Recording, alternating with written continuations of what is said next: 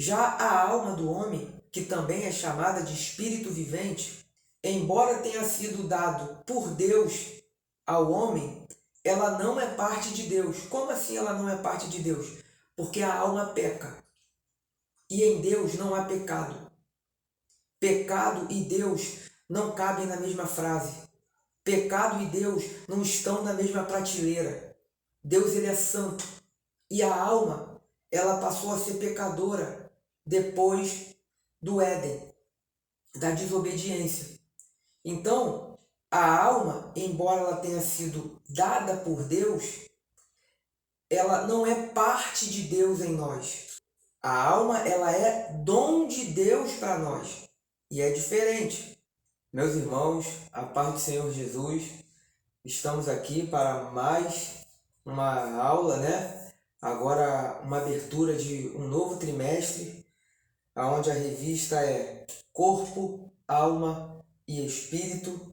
Nós temos aqui mais 13 novas lições, muito boa. São lições essas que abarcam a doutrina do homem, que nós chamamos na teologia sistemática de antropologia, né? Antropologia bíblica.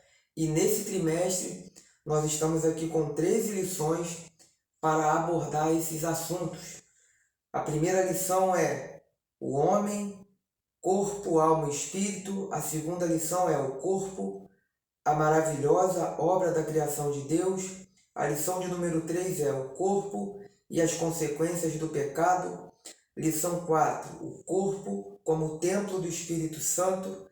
Lição 5, a alma, a natureza imaterial do ser humano. Lição 6, a consciência, o tribunal interior. Lição 7, os pensamentos, a arena de batalha na vida cristã. Lição 8, emoções e sentimentos, a batalha do equilíbrio interior. Lição 9, vontade, o que move o ser humano. Lição 10, espírito, o âmago da vida humana. Lição 11, o espírito humano e as disciplinas cristãs. Lição 12, o espírito humano e o espírito de Deus. Lição 13, preparando o corpo, a alma e o espírito para a eternidade. Então, meus irmãos, são 13 lições de suma importância para nós, que trata de uma das doutrinas fundamentais da Bíblia, né, que é a antropologia, e nós vamos estar estudando essas lições maravilhosas ao longo desse trimestre. Revista essa que tem como comentarista o pastor Silas Queiroz. Então, hoje nós iremos começar com a lição de número 1, o homem, corpo, alma e espírito. Como eu sempre digo, a nossa intenção aqui não é ler tópico por tópico, mas sim tentar trazer uma panorâmica do assunto para que venha ajudar a você que é professor de escola bíblica dominical a ter subsídios para poder preparar a sua lição da melhor maneira possível. E para você também que não é professor, mas quer entender melhor a lição, quer compreender, quer ter um subsídio a mais para poder estudar e ter uma compreensão da lição. Então vamos para mais uma aula, mas antes venho lhe pedir que você se inscreva no nosso canal, que você curta, que você compartilhe, né, para nos ajudar no crescimento do nosso canal. Que Deus abençoe a todos. Vamos para mais uma aula. Então, como já mencionado, nós vamos para a lição de número 1, o homem, corpo, alma e espírito. O textuário diz: e o mesmo Deus de paz vos santifique em tudo, e todo o vosso espírito e alma e corpo sejam plenamente conservados irrepreensíveis para a vinda de nosso Senhor Jesus Cristo. 1 Tessalonicenses, capítulo 5, versículo 23. A nossa verdade prática diz: Deus nos fez corpo, alma e espírito para glorificá-lo eternamente com todo o nosso ser. A leitura bíblica em classe que dá base para essa lição está no livro de Gênesis, capítulo 1, versículo 26 ao 28, depois do capítulo 2, versículo 7, versículo 18 e versículo do 21 ao 23, que diz assim: E disse Deus, façamos o homem à nossa imagem, conforme a nossa semelhança, e domine sobre os peixes do mar, e sobre as aves dos céus, e sobre o gado, e sobre toda a terra, e sobre todo o réptil que se move sobre a terra. E criou Deus o homem à sua imagem. A imagem de Deus o criou, macho e fêmea os criou. E Deus os abençoou, e Deus lhe disse: Frutificai e multiplicai-vos, e enchei a terra, e sujeitai-a e dominai sobre os peixes do mar, e sobre as aves dos céus, e sobre todo o animal que se move sobre a terra. Gênesis 2, versículo 7. E formou o Senhor Deus o homem do pó da terra, e soprou em seus narizes o fôlego da vida, e o homem foi feito alma vivente. Versículo 18. E disse o Senhor Deus: Não é bom que o homem esteja só, far-lhe-ei uma adjuntora que esteja como diante dele. Agora do versículo 21 ao 23. Então o Senhor Deus fez cair um sono pesado sobre Adão, e este adormeceu, e tomou uma das suas costelas, e cerrou a carne em seu lugar. E da costela que o Senhor Deus tomou do homem, formou uma mulher e trouxe-a a Adão. E disse Adão: Esta é agora osso dos ossos dos meus ossos, e carne da minha carne. Esta será chamada varoa, porquanto do varão foi tomada. A nossa introdução diz: Deus criou o homem de forma especial, com um propósito especial. Gênesis 1, versículos 27 e 28. Como um ato de coroamento de sua criação, e fez isso de maneira sublime e distinta em relação a todos os demais seres viventes, muito além da expressão produza a terra, a partir da qual foram criados os animais. O homem é resultado de uma ação divina, pessoal e plural. Gênesis 1, 26. Sua formação é constituída de uma modelagem sobrenatural, do pó da terra, e pelo sopro de Deus em seus narizes. Gênesis 2:7. Neste trimestre estudaremos essa solene, maravilhosa e exclusiva criação, bem como a importância de uma vida equilibrada e saudável no espírito, na alma e no corpo, sobre a perspectiva cristã. Abordaremos a queda e a redenção, firmados na esperança de nosso completo, iminente e eterno retorno ao Criador. 1 Tessalonicenses 4, do versículo 15 ao 17. Pois bem, meus irmãos, então estamos diante a um assunto de muita importância para nós, assunto esse que nos ajuda a entender como fomos criados, para que fomos criados, qual é a nossa origem, um conhecimento necessário para até defendermos a nossa fé, para defendermos o criacionismo, que é o que nós cristãos defendemos, e temos a Bíblia como verdade absoluta para embasar todo esse pensamento. Então, como nós já falamos, toda essa revista, todo esse trimestre, ele vai ser de cunho antropológico, lógico, de uma forma bíblica, aonde a gente vai ver a origem do homem, a imagem de Deus no homem, e com isso traz certas respostas que muitas vezes nós não temos, muitos não têm. E hoje nós começaremos com a lição de número 1, que é o homem, corpo, alma e espírito. Então aqui nós, no título dessa lição, a gente já vê a questão da tricotomia do homem, que ele é composto de alma, corpo e o espírito.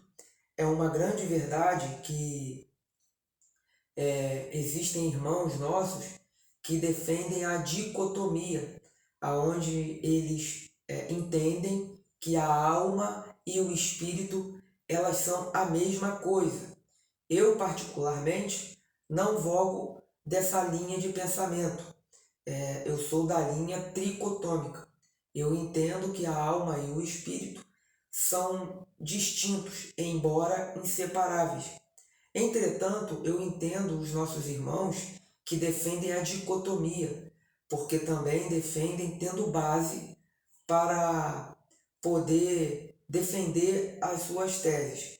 Mas o mais importante para nós, e é isso que eu creio que não deva ter discussões de uma tricotomia versus uma dicotomia, ou dicotomia versus tricotomia, é porque no final o mais importante nós pensamos iguais. Como assim? Que o corpo é a parte material e a alma e o espírito, independente de quem pense ser a mesma coisa ou não, elas são a parte imaterial. Ou seja, isso não fere a doutrina em nada. É apenas um ponto de interpretação diferente, mas que não mexe com a doutrina. Então é importante fazer essa observação. E é lógico que, na minha perspectiva aqui, como alguém que entende que o homem tem essas três composições, abordando esse assunto de uma visão tricotômica. Então, continuando aqui, a gente consegue compreender essa criação especial de Deus quando no Gênesis, no livro de Gênesis, a gente vê que ele faz cada espécie de acordo com a sua espécie. A gente consegue compreender que a criação do homem ela se distingue da criação dos seres irracionais justamente pelo fato de Deus ter nos feito a sua imagem e a sua semelhança. Isso fica muito claro em Gênesis 1, 27. Olha o que diz. E criou Deus o homem à sua imagem, a imagem de Deus o criou, macho e fêmea os criou. Então, isso mostra esse diferencial na criação do homem. A teoria da evolução, por exemplo, eles defendem que a criação ela teve apenas uma origem, uma só forma, aonde as espécies que evoluíram, elas vieram de seres inferiores, né? Que foi evoluindo. Meyer Perlman dá um exemplo interessante sobre isso. Ele fala, por exemplo, o que outrora era caramujo transformou-se em peixe. O que era peixe chegou a ser réptil. O que era réptil tornou-se a ser pássaro. E para encurtar a história, o que era macaco evoluiu e tornou-se ser humano. Meyer Perlman aqui ele está explicando como é o pensamento de quem é adepto da teoria da evolução. É uma teoria, não passa disso, são argumentos que eles não se sustentam e que nem é difícil refutá-los. Essa é a grande verdade. A gente consegue entender que quando Deus ele criou cada espécie, ele coloca uma barreira em cada uma delas. Por exemplo, de um cão só pode sair outro cão. De um cavalo só pode sair um cavalo. De um gato só pode sair um gato. As espécies elas não se misturam. Aí tem gente que fala, mas o cruzamento de uma égua com um jumento nasce uma mula. É verdade. Só que tem um detalhe. Uma mula, elas são inférteis. Elas não conseguem gerar outras mulas. Por quê?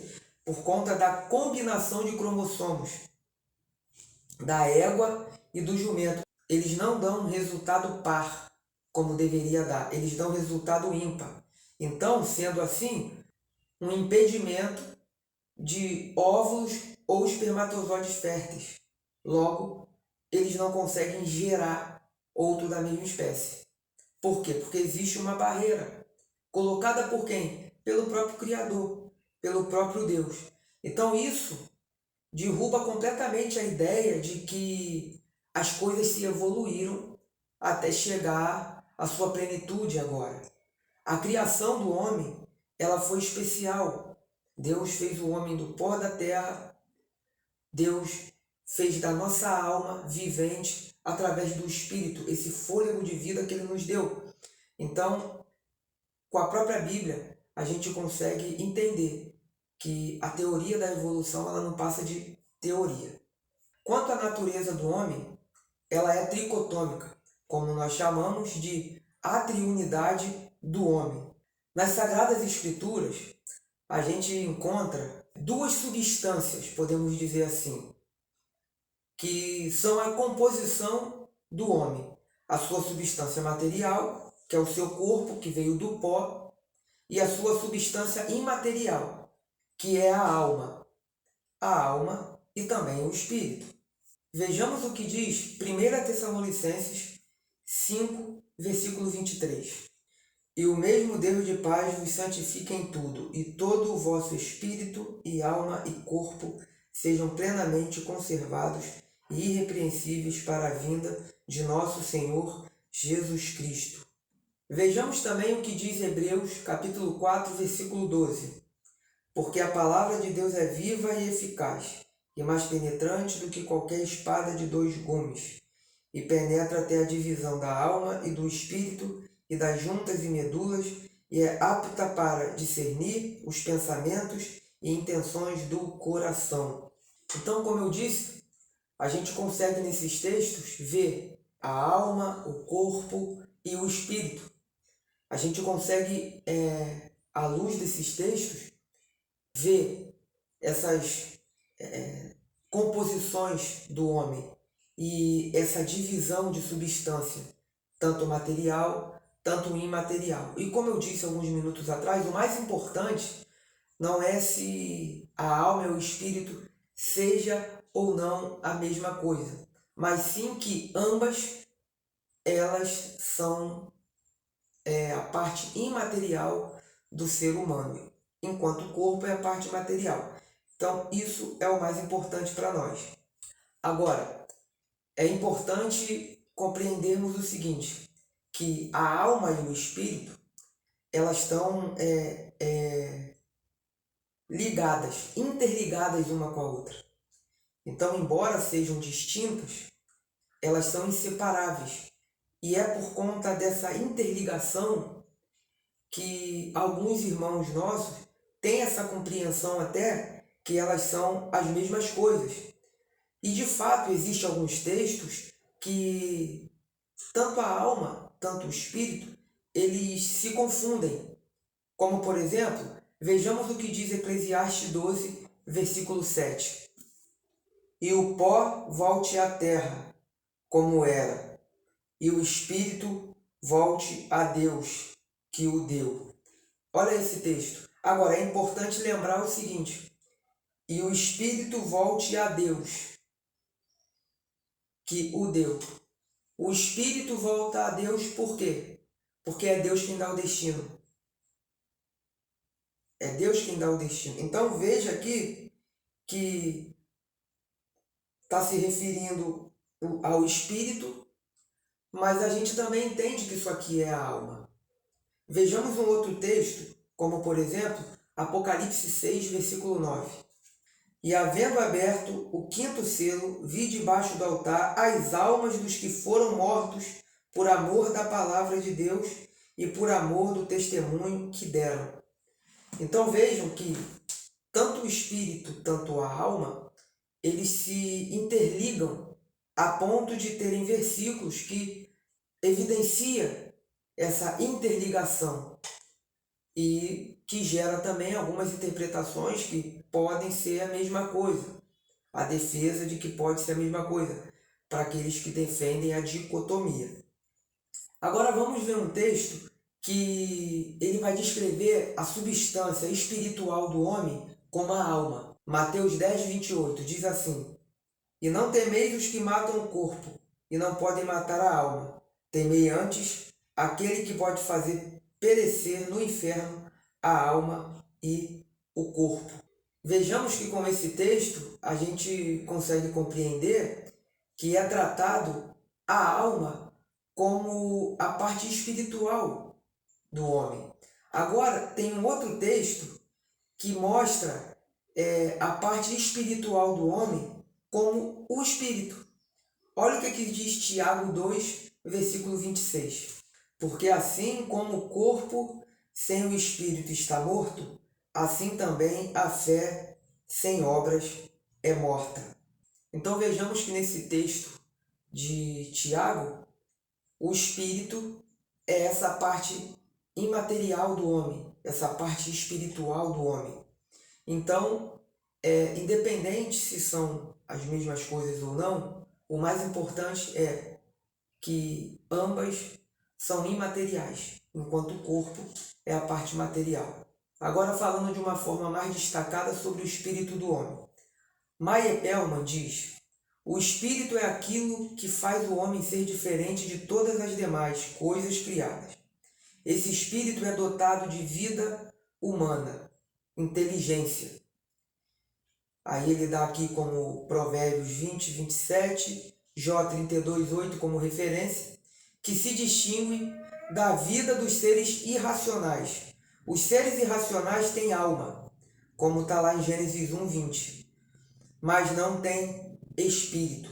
Ou seja, o espírito é aquilo que nos dá conhecimento. O espírito é aquilo que nos dá intelecto. O espírito tem a ver com racionalidade. É por conta do espírito que nós somos diferentes dos seres irracionais. E esse espírito, como ele tem a ver com racionalidade, é o fôlego de vida, é ele que não nos faz ter conhecimento de quem Deus é.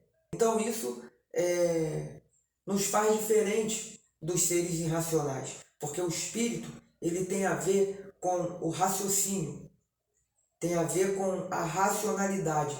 Já a alma do homem, que também é chamada de espírito vivente, embora tenha sido dado por Deus ao homem, ela não é parte de Deus. Como assim ela não é parte de Deus? Porque a alma peca. E em Deus não há pecado. Pecado e Deus não cabem na mesma frase. Pecado e Deus não estão na mesma prateleira. Deus ele é santo. E a alma, ela passou a ser pecadora depois do Éden, da desobediência. Então, a alma, embora ela tenha sido dada por Deus, ela não é parte de Deus em nós. A alma, ela é dom de Deus para nós. E é diferente. E qual é a origem da alma? A primeira alma que veio, quando Deus soprou lá o fôlego de vida no homem, lá no Éden. Ali se deu a origem da alma do homem. E como entender alma e corpo? A alma, ela é a vida do corpo. A alma é o que Paulo vai chamar de homem interior. A nossa alma é o que nós somos. É onde está a sede da nossa emoções. A alma, ela é a representante da vida. Tanto que quando o corpo e a alma eles se separam, o corpo é o quê? É pó. Não passa de partículas materiais que vai voltar para o pó. Vai entrar em decomposição. Porque o corpo é só matéria. A alma é aquilo que nós somos de verdade. Como eu disse, a sede das nossas emoções e ela abrange toda a parte do corpo. Não é à toa que a própria Bíblia ela atribui sentimentos aonde? A alma. Porque quando a gente fala de alma, a gente fala de algo por dentro. Quando você quer expressar algo profundo, algo verdadeiro para alguém, né? De repente para sua esposa, meu amor, eu te amo com toda a minha alma. Você está querendo dizer o quê? Eu te amo com tudo que eu sou, com todo o meu ser. É um amor que vem de dentro, um amor verdadeiro, porque a alma ela é a sede das nossas emoções. E é usado na Bíblia a palavra coração, rim, entranhas, de forma figurada, para explicar algo intrínseco, algo que vem de dentro. Vejamos, por exemplo, alguns textos como Salmos 16, versículo 7. Louvarei o Senhor, que me aconselhou, e até o meu coração me ensina de noite. Coração aqui é o quê? É sentimento. Coração aqui não é o órgão que está ali bombeando o sangue. É o nosso sentimento. Vejamos um outro texto. Salmos 73, versículo 21. Assim o meu coração se azedou e sinto picadas nos meus rins. Olha um outro texto, Isaías 16, 11. Pelo que minhas entranhas soam por Moabe como harpa, e o meu interior por Kir-Eres. Os autores bíblicos, eles se utilizavam de rins, entranha, coração, quando eles queriam dar profundidade ao que eles estavam falando. Quando eles queriam ser compreendidos como se estão falando algo que vem de dentro. Então aqui, rim, entranhas, coração, não são os órgãos em si, mas sim algo intrínseco, porque são órgãos internos. O coração é aquilo que bombeia o sangue, que faz o sangue circular.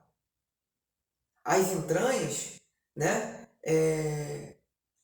provavelmente se usava esse termo para isso, porque as pessoas, né, vai depender de pessoa para pessoa, ela tem inúmeras formas de reagir de acordo com as emoções que ela é submetida por alguma coisa, seja de coisa boa ou coisa ruim. Quem está na expectativa de alguma coisa, às vezes não sente aquele frio na barriga, né, aquela dorzinha de barriga às vezes, é reação do corpo devido a alguma emoção que a pessoa está passando. Então, esse termo era usado por isso, porque é algo que vem de dentro. Então, são termos que eram usados de forma figurativa para apontar algo verdadeiro, algo que vem da alma, porque a alma é isso. A alma é o que nós somos.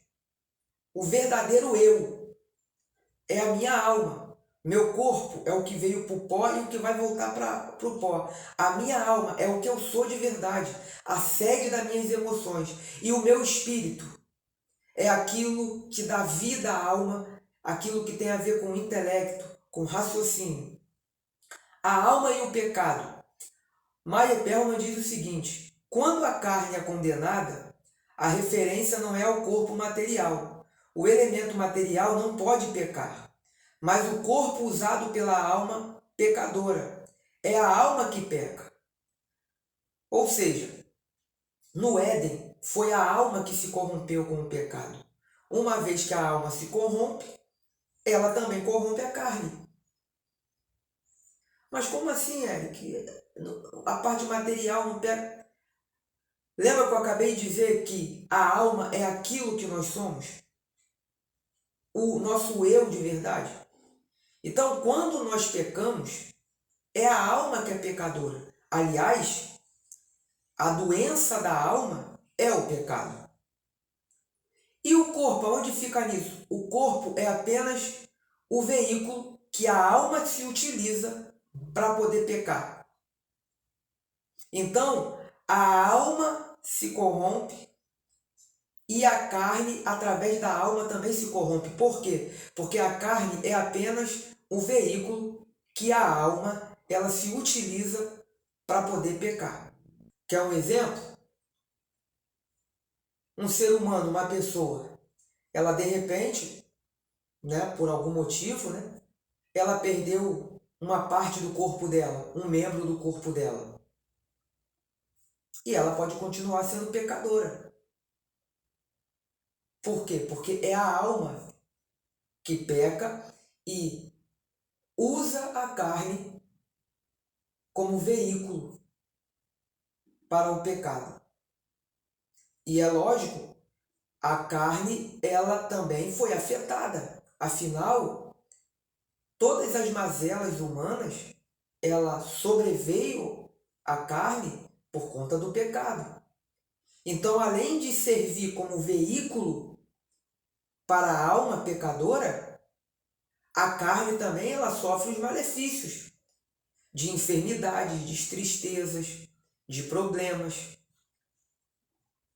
E, no caso de quem não se arrepende do seu pecado e que não recebe a salvação em Cristo, tanto a alma, tanto o corpo vão perecer no inferno.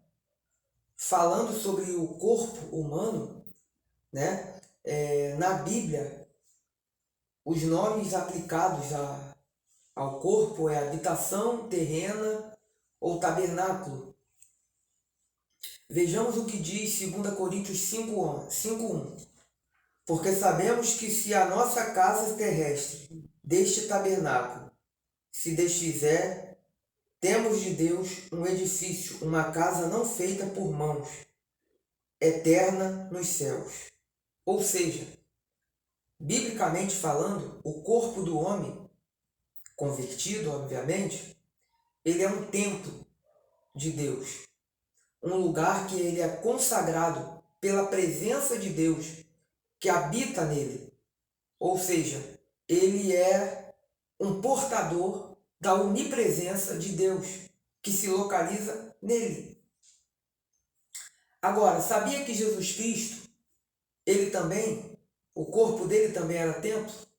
Olha o que diz João 2, versículo 21. Isso aqui foi por conta do que Jesus falou no versículo 19. Jesus respondeu e disse-lhes: derribai este templo, e em 3 dias o levantarei. Disseram, pois, os judeus: em 46 anos foi edificado este templo, e tu o levantarás em 3 dias? Aí o versículo 21. Mas ele falava do templo do seu corpo. Por quê? Porque Jesus era cheio do Espírito Santo. E tudo que Jesus fazia era cheio do Espírito Santo. Ou seja, Deus, quando ele entra numa relação espiritual com uma pessoa, o corpo dessa pessoa se torna um templo do Espírito Santo de Deus. Um templo do Espírito Santo de Deus. Jesus, o corpo dele era um templo do Espírito Santo. Assim como o nosso também deve ter. Olha o que diz 1 Coríntios 6, versículo 19. Ou não sabeis que o nosso corpo é o templo do Espírito Santo, que habita em vós, proveniente de Deus, e que não sois de vós mesmo? Ou seja, o corpo do crente, embora pó, ele é templo do Espírito Santo. E para finalizar, a imagem de Deus no homem. O homem ele foi feito à imagem de Deus, né? Que em latim diz imago Dei. Está lá em Gênesis 1, 27, Gênesis 5, 1. Que o homem foi feito à imagem de Deus. É importante a gente deixar claro que ser a imagem de Deus é o quê? É ter o caráter, a personalidade semelhante a de Deus. Ser semelhança de Deus é isso. E Deus nos fez assim. Ele imprimiu em nós o seu caráter, a sua personalidade, os atributos comunicáveis de Deus, aqueles que ele compartilhou conosco, né? Então, nós temos essa capacidade. Entretanto, essa moralidade, esse caráter e personalidade de Deus, ela se corrompeu por conta do pecado no Éden. Mas na criação, Deus nos fez a sua imagem e semelhança. Mas como eu acabei de dizer, por conta do pecado, a natureza do homem ficou caída, ficou corrompida. Mas Deus, por bondade, por graça, ele enviou quem? Ele enviou Jesus. E quem é Jesus? A imagem do Deus invisível. Jesus é a imagem do Pai. Isto é, o modelo a ser seguido para nós. Então, ser igual a Cristo é ser igual ao Pai, é ser igual a Deus. Porque Jesus é o modelo a ser seguido. Olha o que diz Mateus capítulo 5, do versículo 45 ao 48. Para que sejais filhos do Pai, que está nos céus, porque fez que o seu sol se levante sobre os maus e bons, e a chuva desça sobre justos e injustos. Pois se amardes os que vos amam, que galardão tereis? Não fazem os publicanos também o mesmo? E se saudardes unicamente os vossos irmãos, que fazeis demais? Não fazem os publicanos também assim? Sede vós, pois, perfeitos, como é perfeito o vosso Pai que está nos céus. Ou seja, o nosso modelo a ser seguido é Jesus. Porque quando seguimos a Jesus, nós nos parecemos com o Pai. Olha o que diz Efésios 5, versículo 1. Sede, pois, imitadores de Deus, como filhos amados. Ou seja, nos parecer com Cristo é nos parecer com Deus. O homem, como nós vimos, ele teve o seu corpo feito do pó da terra. Deus dá uma alma e dá vida a essa alma quando ele sopra o sopro de vida nas narinas do homem.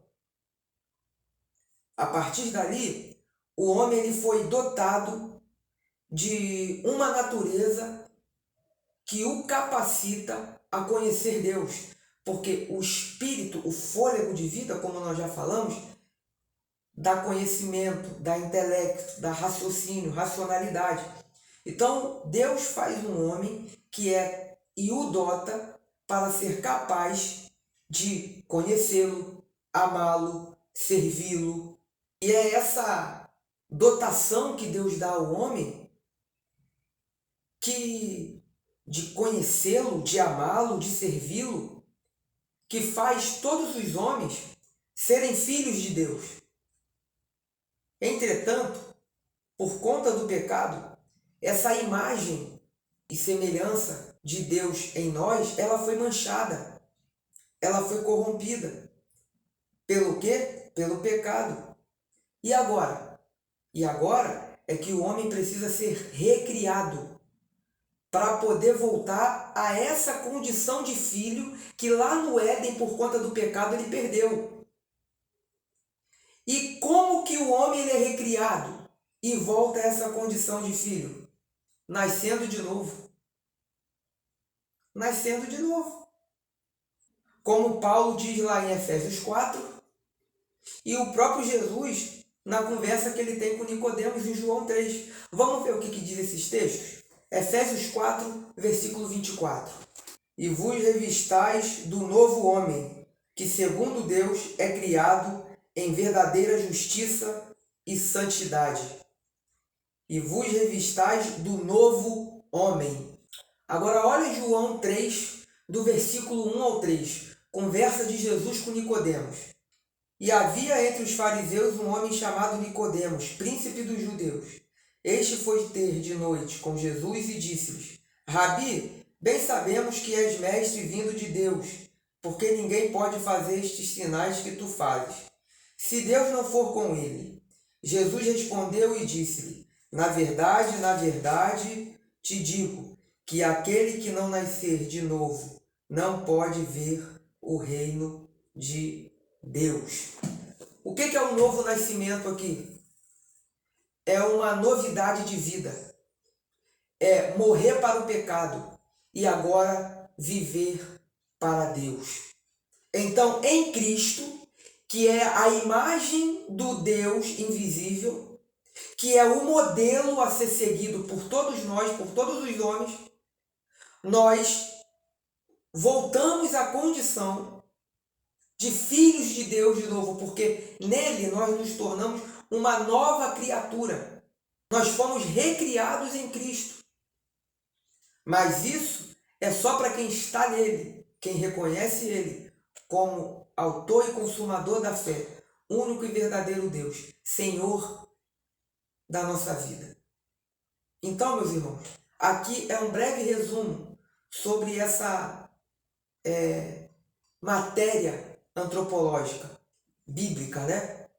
Que eu creio que vai auxiliar os irmãos no preparo das suas lições. É longe de mim esgotar qualquer tipo de assunto, limitado que sou, carente das orações, mas espero ter conseguido ter ajudado de alguma forma. Mais uma vez peço que os irmãos se inscrevam no meu canal, curtam, comentem, compartilhem aí, manda nos grupos da igreja para ajudar o nosso canal a crescer. Amém? Que Deus abençoe a sua vida em nome de Jesus.